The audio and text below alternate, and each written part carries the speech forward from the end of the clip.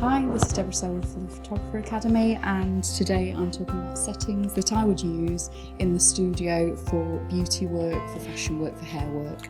As you can see from my camera, I would be shooting generally at ISO 100 just to get the most detail out of the image.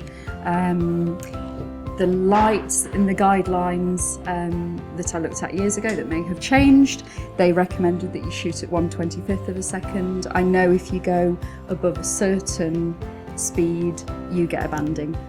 I learnt that by experience. It happened, I couldn't work out why. This is many, many years ago. Obviously I looked into it and then realised what it was that I'd obviously caught in one of the settings a long time ago. And then f-stop wise, much depends on what I'm shooting.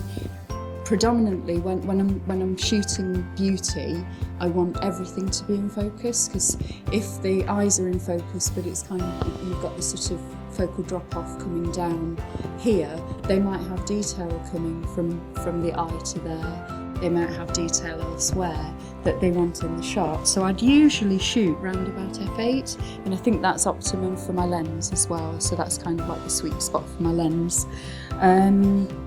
Depending on some shoots, they might want you to shoot at f2.8. So you're just focusing on the eyes, and then everything is just dropping out of focus, which obviously can be a really nice effect. But it does depend on the makeup artist and what they're wanting from their shoot.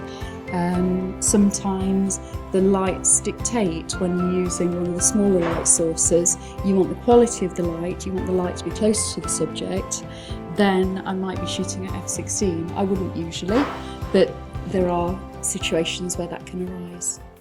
Right, so I will always meter, purely because I'd rather get it right.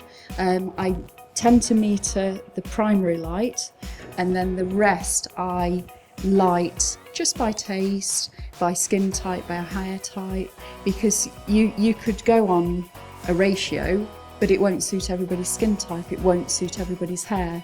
So to me, the rim lights or any other lights that we're using as secondary light will just be something that looks complementary to the main light and complementary to the subject, because obviously it depends on what you're shooting. When I'm shooting with the students, I tend to move the light around quite a lot, because obviously here's my shooting space, and that's not going to move.